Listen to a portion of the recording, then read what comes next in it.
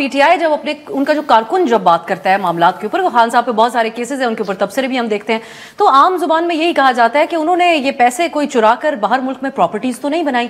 جو آن صاحب ریفلیکٹ کر رہے ہیں وہ عام خیال بھی ہے پی ٹی آئی کے کارکن کے درمیان. افسر صاحبہ، ایک شخص نے اپنے دوست کی جیب میں آپ کا اور میرا 50 روپے، ٹیکنیکلٹیز ہیں جس کی آپ بات کر رہے ہیں. عام تاثر کو آپ کیسے کیا ٹیکنیکلٹی ہے؟ کیا بات کر رہی ہیں آپ؟ مطلب کہ حکومت کے پیسے ہیں، ٹیکس پیئرز منی، انہوں نے اٹھا کے ایک شخص کی جیب میں ڈال دیا اور بہانہ دینے کی، مطلب کہ انہوں نے کہا کہ یہ بہانہ دینے کی بھی ضرورت نہیں ہے. انہوں نے کوئی اس کے اوپر رکھا کہ انہوں نے کہا یہ بند لفافہ ہے، اس بندے کو پیسے دے رہا ہوں، یہ جا کے جرمانہ ادا کرے گا.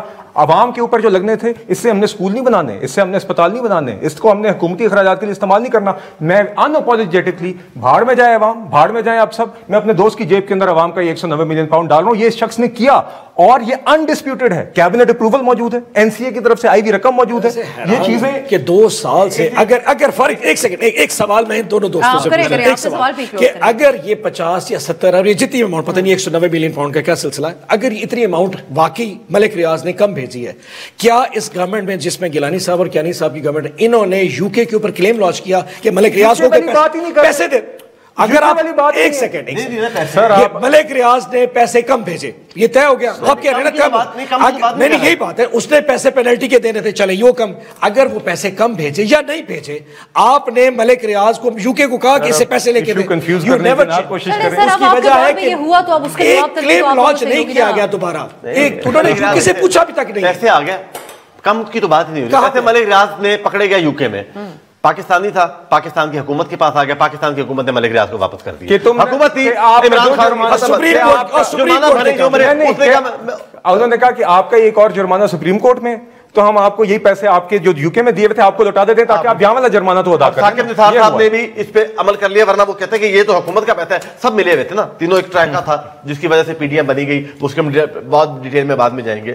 اب آگے بات سمپل اس کی کہ اس کو کیس کو، بات کیس کی ہو رہی ہے، کیس کا فیصلہ سنا ہے، یہ کیس ہائی کورٹ، اور اگر یہ فیک کیس جیسے اون صاحب کہہ رہے ہیں، اگر تو یہ اس طرح سپریم کورٹ یا ہائی کورٹ کوئی یہ فیصلہ کر دے کہ ہاں پرائم منسٹر کو نے یہ فیصلہ کیا، اس کی اکاؤنٹ میں پیسے نہیں گئے، تو کوئی مسئلہ نہیں ہے، وہ بری الذمہ ہے، اس کو رہا کر دیں. آپ یقین کریں سپریم ہائی کورٹ کے اس فیصلے سے ہم سب رہا ہو جائیں گے، ہم سب وہ اپنے اپنی عدالتوں میں لے کے جائیں گے کہ یہ ہائی کورٹ کا فیصلہ ہے عمران خان کے لیے. اس کے لیے اگر قانون یہ ہے تو پچھلے 20 سالوں سے میرے اوپر جو کیس ہے، ایک ٹرانزیکشن ثابت کر دیں کہ ہمارے اوپر جو کیسز ہیں کوئی اکاؤنٹ میں پیسے آئے نہیں آئے، ہمیں بھی بری کر دیں، پھر ہم سب بری ہو جائیں گے. بڑا فائدہ ہو جائے گا. عمران خان رہا ہو، کل عمران خان کو بری کیا جائے تاکہ ہم سب کی جان چھوٹ جائے اس کے اوپر سے، کیونکہ ہمارے اوپر بھی کوئی فائنینشیل ٹریل کا الزام نہیں ہے. عمران خان بری ہو، ہم وہی لے کے جائیں گے، آپ کے ٹی وی پر آؤں گا اور میں اپنی عدالتوں پہ جاؤں گا کہ بھائی ہمیں بھی بری کر دو اور معافی بھی مانگو جو ہم نے خرچہ کیا وکیلوں کا اتنے 10 سالوں سے، ہماری بھی جان رکھی. اور عباس صاحب، اس وقت آپ لوگوں کے اوپر یہ فیصلہ تاخیر مؤخر ہونے کی وجہ سے یہ بھی الزام ہے کہ اندر خانے باتیں چل رہی ہیں.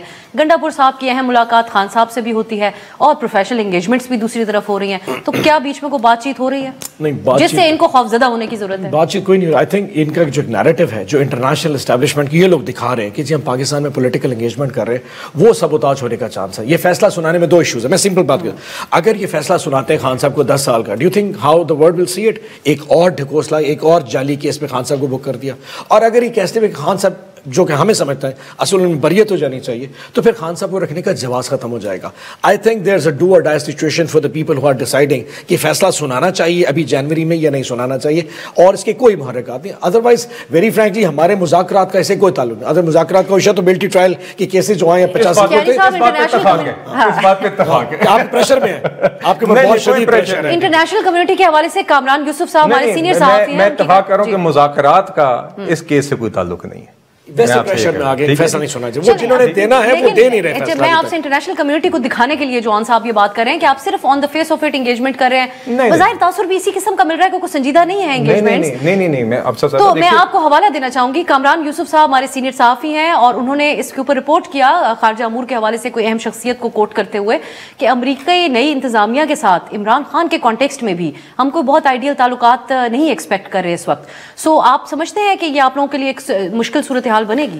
یہ کمپلیٹلی اینڈ ایبسلوٹلی ایک اندرونی معاملہ ہے، اس کا امریکہ کے ساتھ تعلقات کا کوئی تعلق نہیں ہے، پہلی بات. دوسری بات یہ جو مذاکراتی عمل ہے اس کا ان فیصلوں کے ساتھ بھی کوئی تعلق نہیں ہے. اس بات پہ میں اون صاحب سے اتفاق کرتا ہوں. دیکھیے مذاکرات پہلی جو نشستیں ہوئی بڑے اچھے ماحول میں بھی بڑی اچھی بات ہے. میرے خیال سے چونکہ اگین وی آر کمپارٹمنٹلائزنگ تھنگس, چیزوں کو علیحدہ رکھ رہے ہیں. تو حکومت اور پی ٹی آئی, حکومتی اتحاد اور پی ٹی آئی کی مذاکراتی ٹیموں کی پہلی 2 نشستیں ایک سنجیدہ ماحول میں, خوشگوار ماحول میں ہونا کی آپٹکس ہی ایک اچھی بات ہے. میں اس کو آئی تھنک جہاں پہ ایک چیز بہتر ہے اس کو کہنا چاہیے, اور میں امید کرتا ہوں یہ ایک پلیٹ فارم بنے گا جہاں پہ قومی ایشوز کے اوپر بھی دہشت گردی سمیت, معیشت سمیت بات چیت اور سولوشنز کا یہ فورم آگے بنے گا.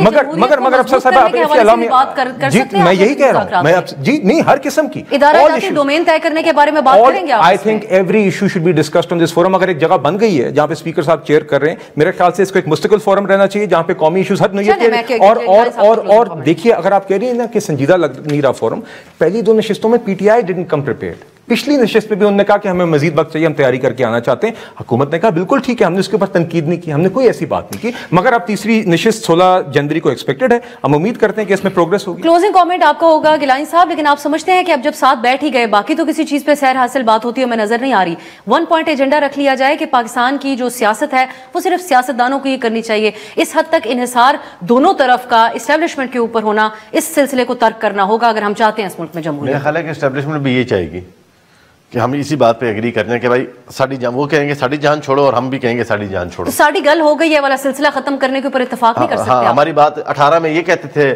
24 میں انہوں نے کہا, 13 میں پھر انہوں نے یہ کہتے تھے. اب یہ چکر جو چلتا جائے گا, یہ تو ایسا سرکل ہے.